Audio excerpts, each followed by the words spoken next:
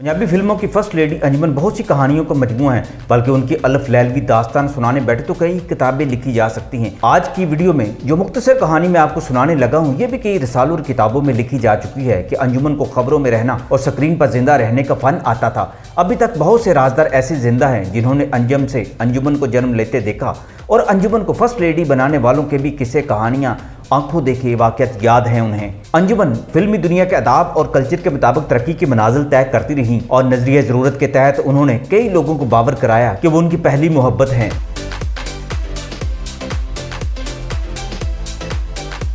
सुल्तान राही के साथ उन्होंने फिल्मों का रिकॉर्ड कायम किया और आज तक लोग इस खुशफहमी का शिकार हैं कि अंजुमन और सुल्तान राही का कोई किस्सा नहीं बन सका। किस्से तो खैर बहुत थे, मगर हकीकत ये थी कि सुल्तान राही एक दरवेश होते हुए भी फिल्मी दुनिया में हर वक्त अपना दामन न बचा सकते थे, मगर वो मुहतात इंतहा के थे। उनके और अंजुमन के दरमियान भी ताल्लुकात पर कई किताबों और रसालों में लिखा गया और लिखने वाले कोई आम न थे। मैं आगे चलकर आपको बताता हूँ कि लिखने वालों ने क्या कुछ लिखा। अंजुमन के बारे में एक सीनियर फिल्मसाज हदायतकार सहाफ़ी ने लिखा कि सुना है सुल्तान राही अंजुमन को महाना पैसे भी देते थे। अंजुमन वाहिद एक्ट्रेस थी जो सेट पर भी सुल्तान राही से मजाक करती रहीं और सुल्तान राही उनसे कुछ ना कह पाते थे और खामोश रहने पर मजबूर हो जाते थे। शायद सुल्तान राही की कोई कमजोरी अंजुमन के हाथ लग गई थी। अंजुमन और सुल्तान राही के ताल्लुकात 7 पर्दों में पोशीदा थे, मगर जब अंजुमन की अपने खानदान से लड़ाई शुरू हुई तो उन्होंने अपनी माँ और बहन गोरी पर संगीन इल्जामात लगा दिए थे और कहा था वो तो एक मुअज़्ज़ज़ और शरीफ जिम्मेदार की बेटी हैं, उनका बाज़ारे हुस्न वालों से कोई ताल्लुक नहीं। लिखने वालों ने इस पर लिखा कि दरअसल अंजुमन को ये दुख था कि उन दिनों जब कुछ टाइम के लिए सुल्तान राही और अंजुमन के दरमियान ताल्लुकात ख़राब हुए थे तो उन ताल्लुकात का फ़ायदा गोरी ने उठाया था और सुल्तान राही का कुर्ब हासिल कर लिया था। इस पर पाकिस्तान के मारूफ सहाफ़ी खावर नईम हाशमी ने भी लिखा था कि जिन दिनों अंजुमन के अपने शोहर मुबीन मलिक से तलाक का मामला चल रहा था, उसी दौर में गोरी ने भी पैर पसारने शुरू कर दिए और अंजुमन की जगह लेने की कोशिशें शुरू कर दी और सुल्तान राही का कुर्ब हासिल कर लिया था।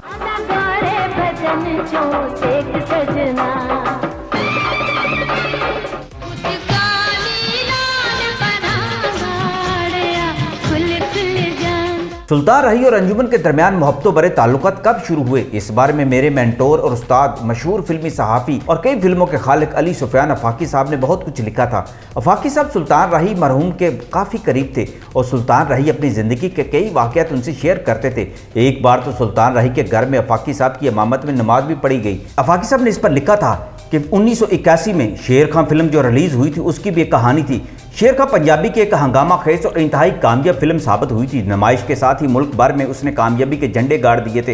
हर एक के लबों पर अंजुमन का नाम था। वो इस फिल्म में पूरी रानाइयों के साथ जलवागर हुई थी और उसकी अदाकारी भी बेझिझक और लाजवाब थी। अक्कासी ने उसे परी पेकर के रूप में देखने वालों के सामने पेश किया था। नगमात और मौसीकी इस फिल्म की नुमाया खसूसियात थी और अंजुमन ने इंतहाई हैजान खेज अंदाज में गाने फिल्म बंद कराए थे।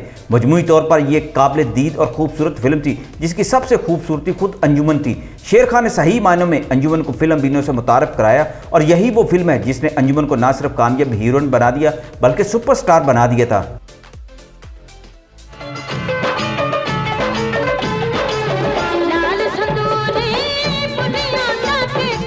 शेर खां ही वो फिल्म थी जिसमें अंजुमन और सुल्तान राही पहली बार आमने सामने हुए थे और फिर दोनों के दिलों में एक दूसरे के लिए नरम गोशा पैदा हो गया था। सुल्तान राही उस जमाने में पंजाबी फिल्मों की सबसे बड़ी ज़रूरत थे। शेर खां के बाद वो अंजुमन की ज़रूरत भी बन गए, बल्कि ये कहना दुरुस्त होगा कि वो दोनों एक दूसरे की ज़रूरत बन गए। बाद में उन्होंने पैर दर पे कई फिल्मों में एक साथ काम किया तो उनकी दिली वाबस्तगी बढ़ती चली गई। सुल्तान राही के लिए ये एक सरसरी सा रोमानी पड़ाव था, मगर अंजुमन के लिए ये कारोबारी लवाजमात का हिस्सा था। ये ताल्लुक काफ़ी अरसा तक कायम रहा और स्कैंडल से बचने की खातिर उसे 7 पर्दों के पीछे छुपा कर रखा गया, यहाँ तक कि हालात के तहत इन ताल्लुकात में दरार भी पैदा हो गई और अंजुमन की जगह उसकी बहन गोरी ने संभाल ली।